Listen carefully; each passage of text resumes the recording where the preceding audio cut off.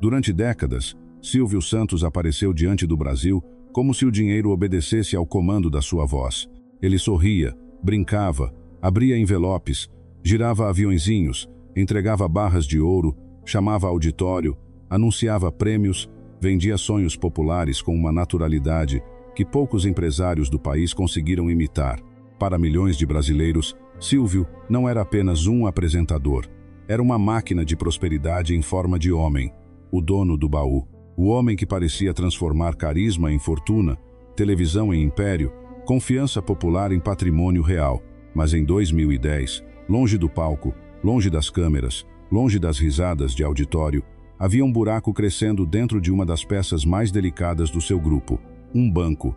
E não era um problema pequeno, nem uma crise comum de caixa, nem uma notícia ruim que se resolve com uma coletiva bem ensaiada.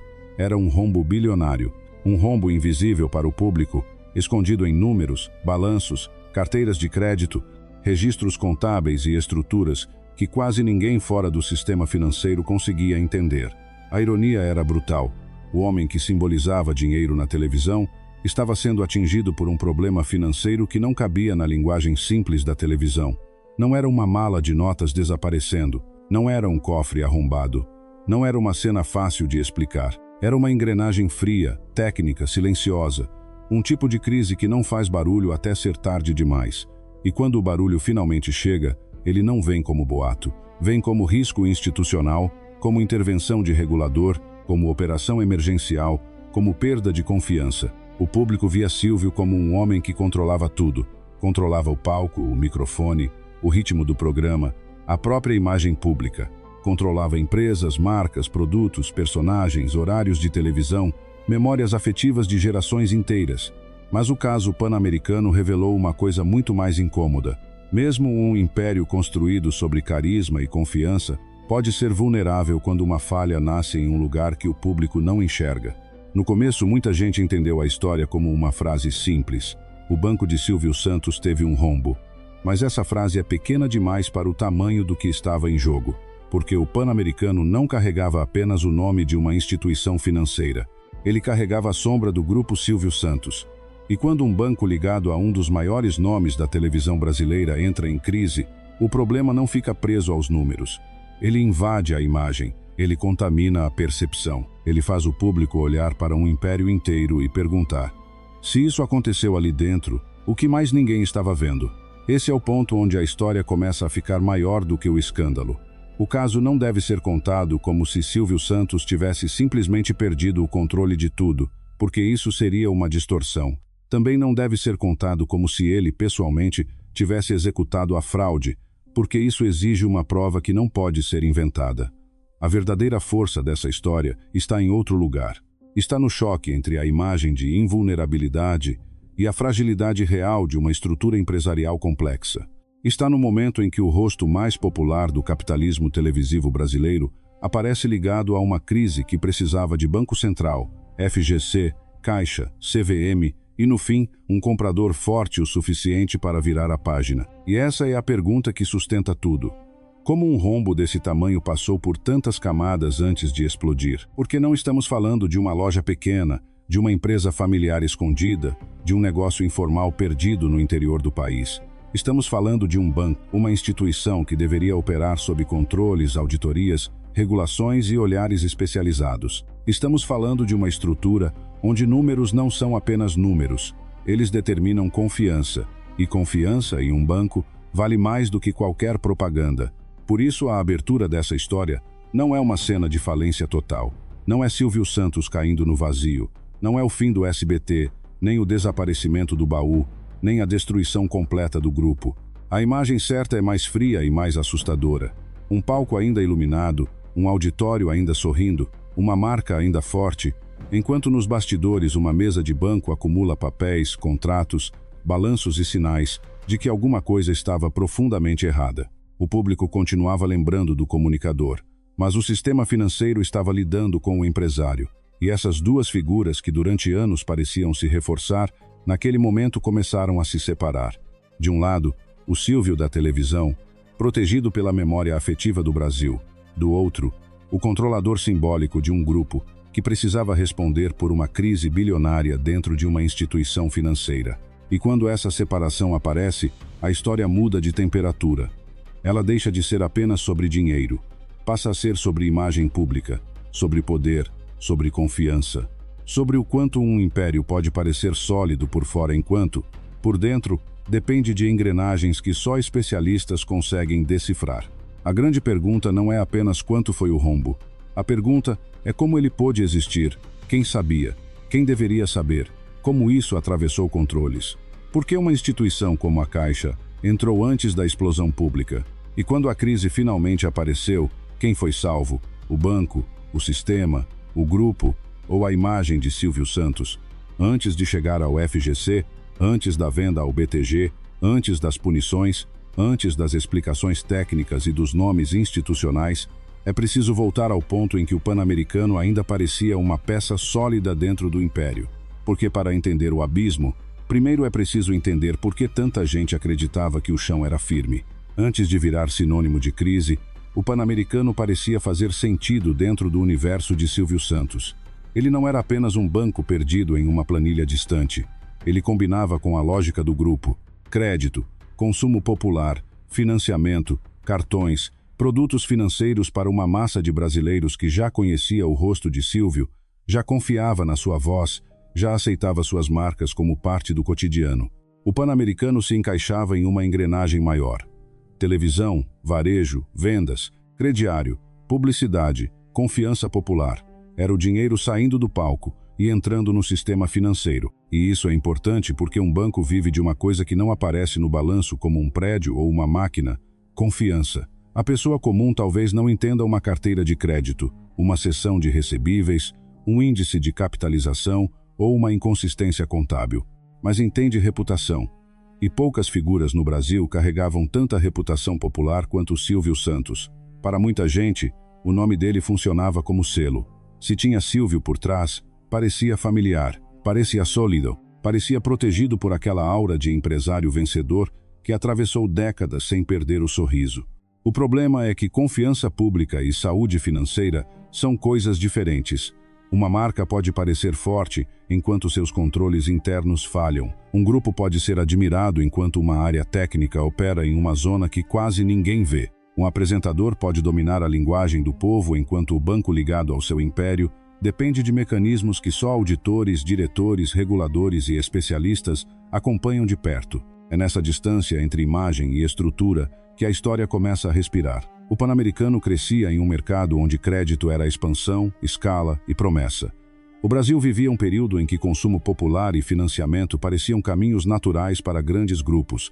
O banco dialogava com esse momento. Ele alcançava públicos que buscavam crédito, carros, cartões, soluções financeiras. Na superfície, era mais uma peça da máquina de prosperidade associada ao grupo Silvio Santos. Por baixo, era uma instituição financeira sujeita a riscos que não combinavam com o imaginário leve do auditório de domingo. A entrada da Caixa Econômica Federal elevou ainda mais essa percepção de solidez.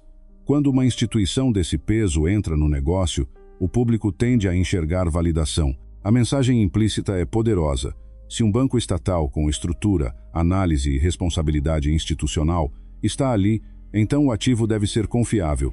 Essa é uma das grandes tensões do caso, porque a presença da Caixa, antes da explosão, não reduz o mistério. Ela aumenta, faz a pergunta ficar mais incômoda. Se havia tanta gente grande olhando, por que o problema só apareceu daquele jeito? É preciso ter cuidado aqui. A história não deve sugerir que a Caixa sabia do rombo antes da hora, ou que entrou em algo já consciente do desastre. Essa afirmação exigiria prova específica. O que importa narrativamente é outra coisa. A entrada da Caixa reforçou a imagem de que o Pan-Americano era sólido, e quando a crise veio, essa mesma presença transformou o caso em algo maior do que uma falha interna de banco privado. De repente, o escândalo tocava também a confiança em processos de avaliação, fiscalização, governança e leitura de risco. Aos olhos do público, porém, tudo isso ainda era invisível. O brasileiro comum não acompanhava demonstrações financeiras do Pan-Americano, não lia notas técnicas, não comparava ativos, passivos, carteiras vendidas, registros mantidos em balanço. O brasileiro via Silvio, via o SBT, via o baú, Via um homem que parecia ter construído tudo com instinto, carisma e controle. E essa é a armadilha perfeita para a narrativa. Enquanto o império parecia simples por fora, por dentro ele dependia de estruturas cada vez mais complexas. O Pan-Americano não era uma extensão emocional do programa de auditório. Era um banco, e banco não perdoa a ilusão. Quando os números deixam de refletir a realidade, a confiança vira uma parede de vidro. Ela continua brilhando por um tempo, mas basta uma rachadura certa para todo mundo enxergar que havia fragilidade ali desde antes. Esse é o ponto que precisa ser entendido antes da explosão. O caso só é tão forte porque o banco parecia encaixado em um império que o Brasil conhecia. Se fosse uma instituição anônima, talvez o escândalo tivesse ficado restrito às páginas de economia. Mas era Silvio Santos, era o dono do baú, era a figura que muitos brasileiros associavam à esperteza empresarial, ao dinheiro girando, à prosperidade que se apresentava com o microfone na mão. Quando o problema apareceu, o rombo não abriu apenas dentro de um balanço. Ele abriu dentro de uma imagem pública construída por décadas. E ainda havia uma camada mais perigosa, a sensação de que o Pan-Americano não estava sozinho. Havia controladoras, sócios, reguladores, auditorias, conselhos, diretores, instituições. Em uma estrutura assim, uma fraude contábil não deveria ser uma sombra fácil de esconder.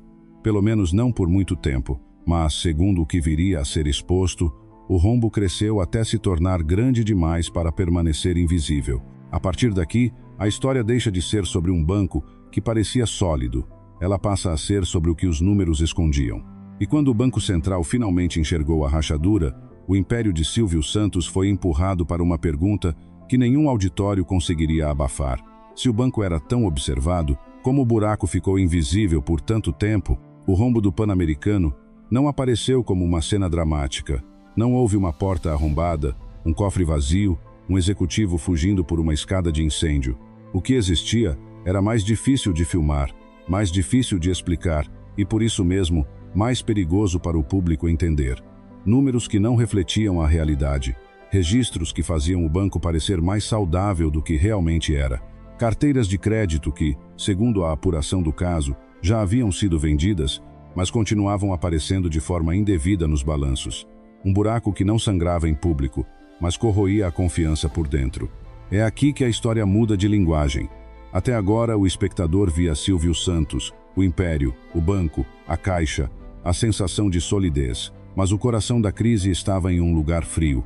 A contabilidade. E contabilidade, quando é honesta, é uma fotografia da realidade. Quando é manipulada, vira um cenário. Mostra paredes onde existe rachadura.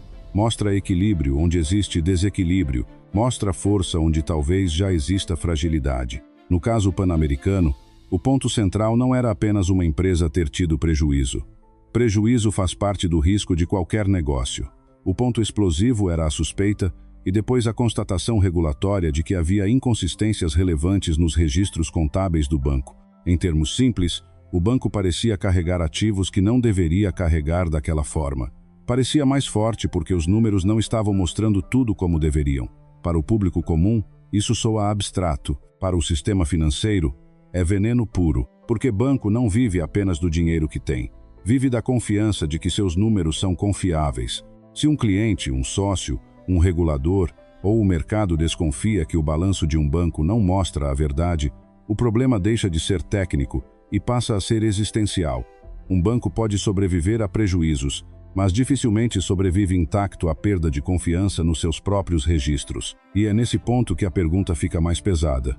Como isso atravessou tantas camadas? Um banco não deveria ser uma caixa preta absoluta.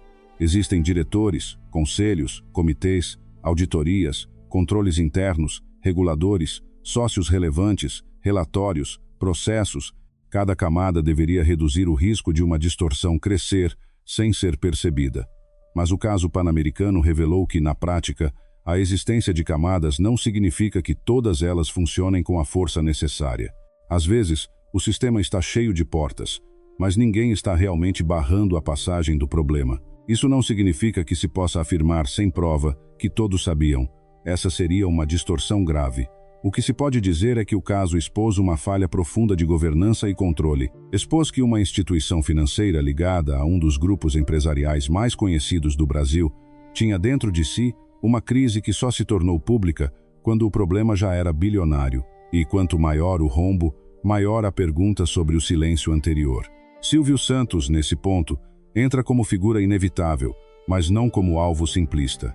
O roteiro não deve transformá-lo no operador técnico da fraude, porque a história não precisa dessa acusação para ser forte. A força real está na tensão entre comando simbólico e controle efetivo. Um homem pode ser o rosto de um império sem ver cada engrenagem girar, mas quando a engrenagem quebra, é o rosto dele que aparece na manchete. Essa é a crueldade do poder. Quem concentra a imagem também concentra o impacto público da queda. O público não queria saber o nome de cada diretor, cada auditor, cada procedimento. O público queria saber se Silvio Santos estava em risco, se o SBT estava em risco, se o baú estava em risco, se aquele império que parecia tão familiar podia ruir por causa de algo que ninguém conseguia ver no domingo à noite. A crise financeira se transformou em crise narrativa.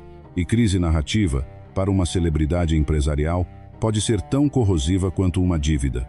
A descoberta pelo Banco Central foi o momento em que o buraco deixou de ser invisível. Até ali, a crise pertencia ao mundo dos registros. Depois dali, passou a pertencer ao mundo da confiança. A partir do instante em que o regulador identifica inconsistências graves, tudo muda de temperatura. O problema não é mais apenas corrigir números, é impedir que a desconfiança se espalhe, é mostrar que existe uma solução, é convencer o mercado, os clientes, os sócios e o país de que o desastre pode ser contido antes de contaminar todo o entorno. E esse entorno era sensível, porque o Pan-Americano não era uma marca isolada no imaginário popular. Estava ligado a um grupo cuja força dependia de credibilidade pública. Silvio vendia alegria, prêmios, produtos, televisão, proximidade. Um banco ligado ao seu nome vendia confiança. Quando a confiança quebra em uma ponta, a pergunta inevitável é se as outras pontas continuam firmes. É por isso que o rombo invisível era mais assustador do que um prejuízo comum. Ele não mostrava apenas que havia dinheiro faltando ou registros distorcidos. Ele mostrava que o império podia ter pontos cegos. E um ponto cego, em uma estrutura de poder, é sempre mais perigoso do que uma ferida aberta. A ferida aberta todo mundo vê. O ponto cego continua funcionando até que alguém bata nele com força suficiente. Quando o problema veio à tona, a história entrou em outro estágio.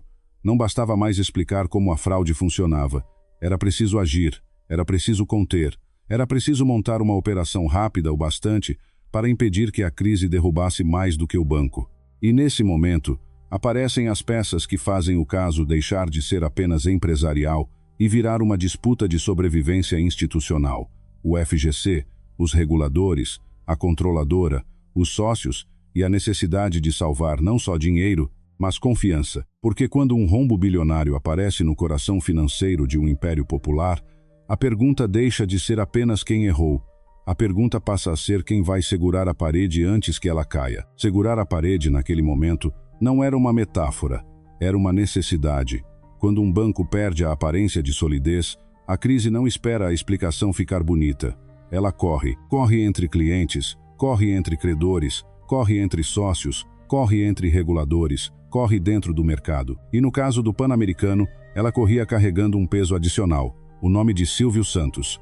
O rombo não estava em uma empresa qualquer, estava em uma instituição ligada a um dos impérios mais conhecidos do Brasil. A partir da descoberta das inconsistências, o problema deixou de ser apenas contábil, virou uma operação de contenção. Era preciso recompor o banco, restaurar liquidez, mostrar que havia uma saída e impedir que a desconfiança se transformasse em uma onda maior. Porque em finanças, muitas vezes, o medo é mais rápido do que o fato. Antes que o público entenda exatamente o que aconteceu, ele já pode começar a imaginar o pior. E quando o pior envolve um banco, a imaginação vira risco. É nesse ponto que entra o FGC, o Fundo Garantidor de Créditos. Para o público comum, o nome soa técnico, distante, quase invisível.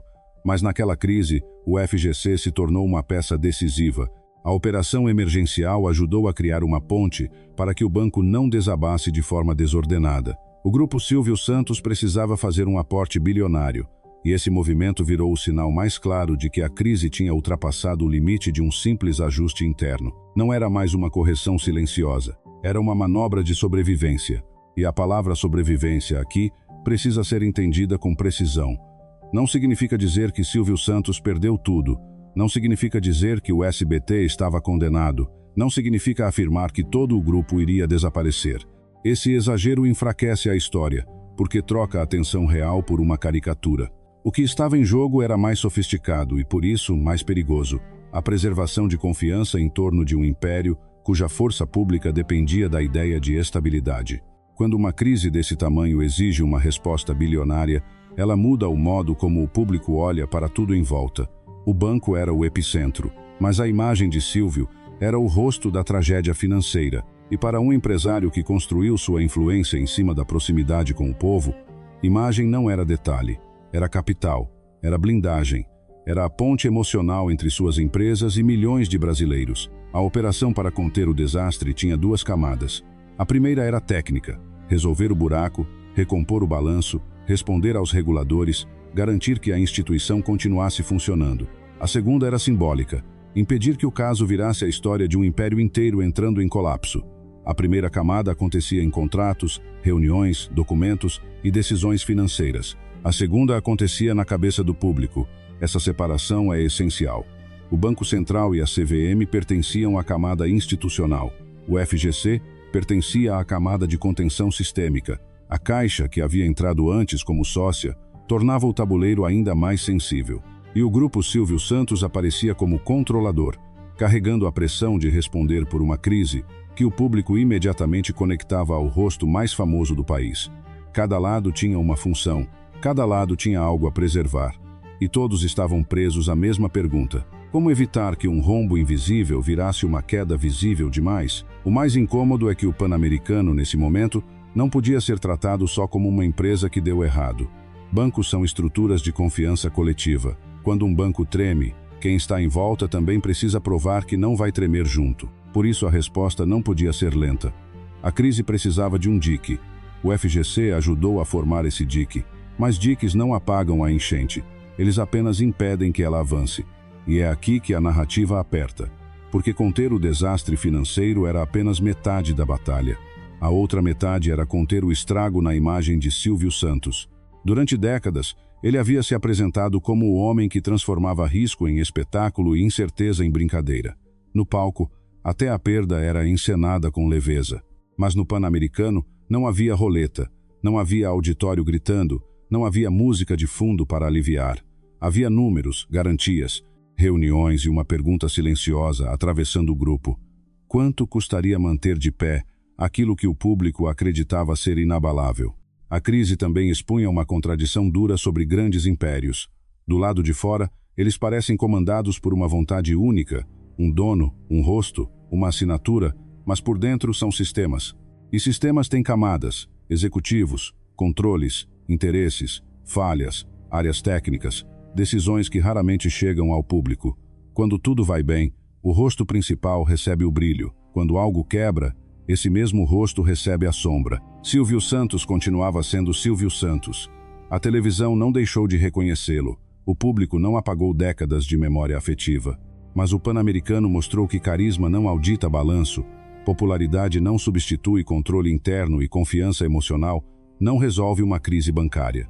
O império precisava de uma saída concreta. Não bastava sorrir, não bastava explicar. Era preciso cortar, reorganizar, reduzir risco e encontrar alguém capaz de assumir o banco depois da explosão. Foi assim que a história caminhou para o seu ponto de virada mais claro. Depois do rombo, depois da operação emergencial, depois da tentativa de conter a desconfiança, veio a decisão que encerraria uma fase do império. O Pan-Americano teria que sair da órbita de Silvio Santos. O banco que antes parecia uma extensão natural de sua máquina empresarial se tornaria a prova de que nem toda peça de um império pode ser salva permanecendo no mesmo lugar. Salvar o banco era difícil. Salvar a imagem era mais difícil ainda. Mas a pergunta que ficava para a próxima etapa era ainda mais fria. Quando o BTG entrou em cena, aquilo foi uma derrota, uma solução ou o preço inevitável para impedir que o rombo continuasse contaminando o nome de Silvio Santos? Quando o BTG entrou na história, o Pan-Americano já não era mais apenas um problema a ser explicado. Era uma peça a ser removida do tabuleiro. A crise havia deixado claro que manter o banco dentro da órbita do grupo Silvio Santos significava manter aberta uma ferida que podia continuar sangrando na imagem do império. O rombo havia sido exposto, a operação emergencial havia sido montada, mas uma pergunta permanecia no centro da mesa. Depois de tudo aquilo, o banco ainda podia continuar pertencendo ao mesmo grupo, sem arrastar junto a sombra da crise? A venda ao BTG foi o momento em que a história deixou de ser contenção e virou corte. Um corte estratégico, frio, necessário. Para o público, podia parecer apenas uma transação empresarial. Um banco vendido, um comprador assumindo, uma página virada. Mas dentro da narrativa do império, aquilo tinha outro peso. O Pan-Americano deixava de ser uma promessa financeira do grupo Silvio Santos e passava a ser uma lembrança incômoda de que nem tudo o que cresce dentro de um império deve permanecer ali. Essa é a virada central da parte 5. A saída não apaga o rombo, ela apenas impede que ele continue definindo o futuro. A venda ao BTG não transforma a crise em vitória simples, nem deve ser tratada como uma derrota total. Ela é mais ambígua do que isso. É o tipo de decisão que preserva uma estrutura maior ao custo de abandonar uma peça contaminada. O império sobrevivia melhor sem o banco do que tentando carregar para sempre a pergunta que o banco representava. E essa pergunta era perigosa, porque não envolvia só dinheiro, envolvia controle. Durante décadas, Silvio Santos havia vendido ao Brasil a imagem de alguém que dominava o próprio destino. Mesmo quando parecia improvisar, havia uma precisão de comando. Mesmo quando brincava, parecia saber exatamente onde queria chegar. A televisão reforçava essa mitologia.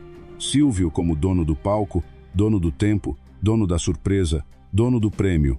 Mas o Pan-Americano colocou diante do público uma versão diferente do poder. Uma versão em que o dono do rosto talvez não fosse o dono de cada engrenagem. Essa é uma das verdades mais duras sobre impérios grandes. Quanto maior a estrutura, mais impossível é controlar tudo com as próprias mãos. O poder deixa de ser presença e passa a ser delegação. E delegação exige confiança em pessoas, processos, auditorias, conselhos, controles e relatórios. Quando essas camadas falham, quem está no topo pode dizer que não executou o erro, mas dificilmente consegue escapar da pergunta sobre como aquele erro cresceu dentro da sua casa. É por isso que a venda do banco funciona como clímax narrativo. Não porque encerra todas as dúvidas, mas porque mostra o preço concreto da crise. O Pan-Americano sai, o BTG assume. O grupo Silvio Santos preserva sua estrutura mais reconhecida, mas perde uma peça importante e carrega a marca pública do episódio. A operação contém o incêndio, mas não devolve ao prédio a aparência intacta que ele tinha antes. Para a audiência brasileira, essa nuance é fundamental. Não se trata de dizer que Silvio perdeu tudo. Ele não virou um homem sem império. O SBT continuou existindo. Sua figura pública continuou enorme. A memória afetiva continuou viva. Mas o Pan-Americano criou uma rachadura em algo mais abstrato. A ideia de que Silvio era imune ao tipo de fracasso que atinge empresários comuns, bancos comuns, grupos comuns.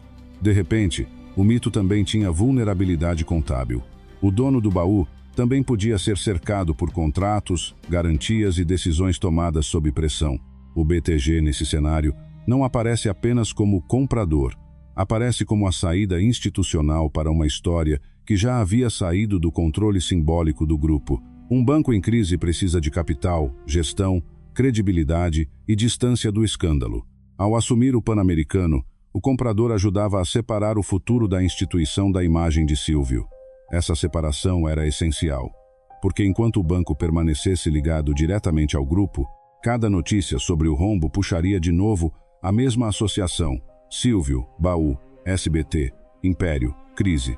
A venda, então, funciona como uma tentativa de encerrar o ciclo de contaminação. Mas há uma diferença entre encerrar uma crise e apagar seu significado. O significado permaneceu, e ele é o que sustenta o vídeo até o final. O Pan-Americano mostrou que a imagem pública pode sobreviver a um escândalo, mas não sai dele exatamente igual. O público talvez não guarde os detalhes técnicos da fraude, talvez não saiba explicar a função do FGC, talvez não lembre todas as camadas regulatórias, mas guarda a sensação.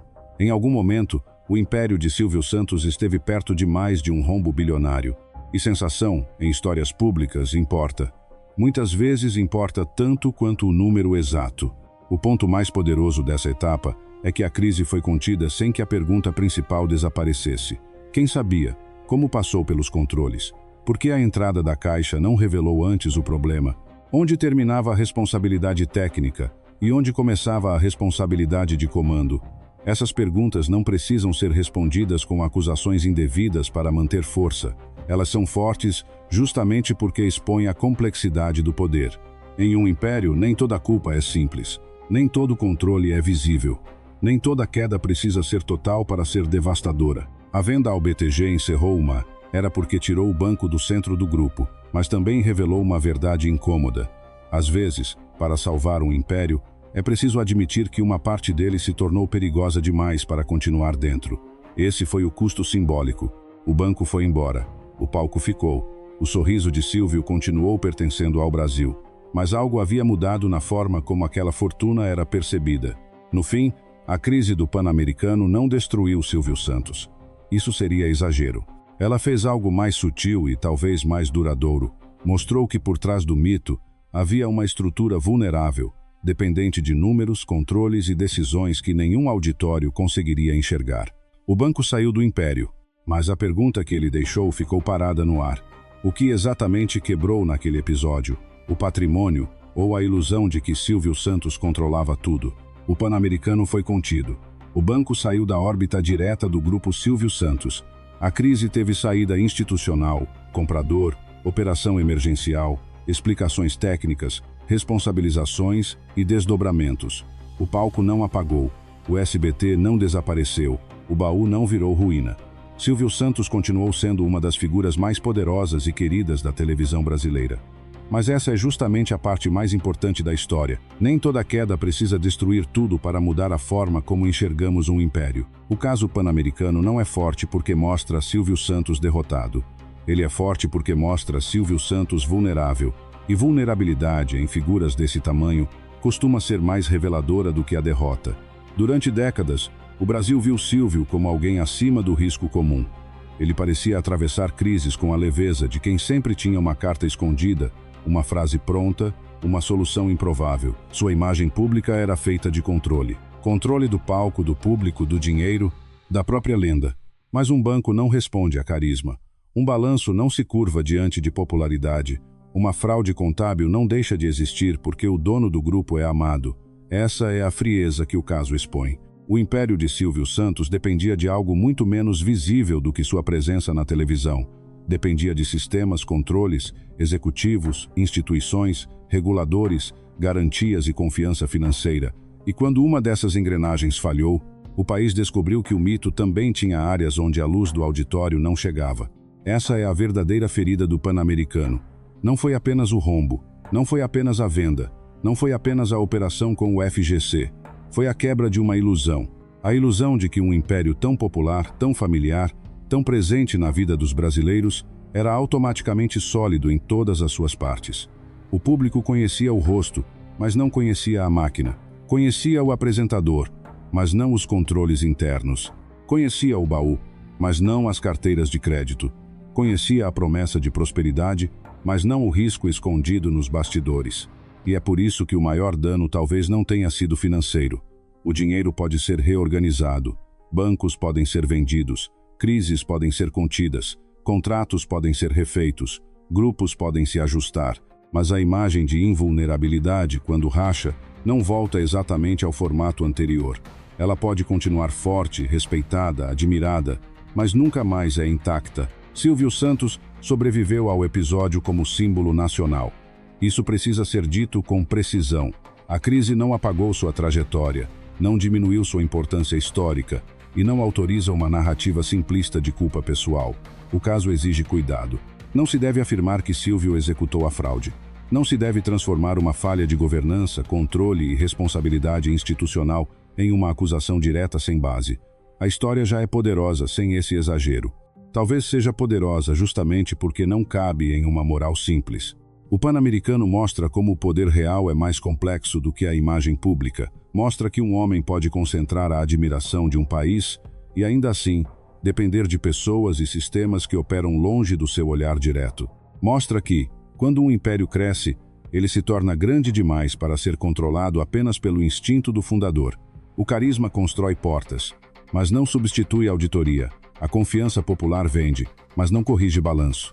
A lenda protege a imagem, mas não tapa um rombo bilionário. No fim, o banco que parecia apenas mais uma peça da máquina de Silvio se tornou o lugar onde a máquina revelou sua fragilidade. O Pan-Americano era financeiro, mas a ferida foi simbólica. Era contábil, mas a pergunta virou humana. Era institucional, mas o rosto na memória do público era um só. E essa é a crueldade de ser um mito. Quando algo quebra dentro do império, é o mito que o público vê primeiro. Talvez por isso essa história continue tão poderosa. Porque ela não fala apenas sobre um banco. Ela fala sobre a distância entre aparência e estrutura, sobre a diferença entre ser amado e estar protegido, sobre como grandes nomes podem parecer inabaláveis, até que um problema invisível atravesse as paredes e obrigue todo mundo a olhar para os bastidores. A imagem final não é Silvio Santos derrotado, é mais incômoda. É Silvio ainda no palco, ainda reconhecido, ainda gigante, enquanto atrás dele permanece a sombra de um banco que precisou ser tirado do império para que o império continuasse de pé. O público talvez nunca tenha entendido todos os detalhes técnicos do Pan-Americano, mas entendeu o suficiente para sentir que algo raro tinha acontecido. O homem que parecia controlar tudo foi atingido por uma crise que ele não podia resolver com um sorriso. E quando a história termina, a pergunta não é apenas quanto custou o rombo. A pergunta é o que ele revelou. Porque se até Silvio Santos, o dono do baú, o homem dos prêmios, o rosto mais popular da prosperidade na televisão brasileira, podia ser alcançado por uma engrenagem invisível de banco, balanço e poder, então quantos outros impérios aparentemente sólidos dependem de números que quase ninguém vê, processos que quase ninguém entende e controles que só são questionados quando já é tarde demais? O banco foi contido, a crise foi administrada, o império seguiu. Mas a ilusão de invulnerabilidade nunca voltou completamente intacta.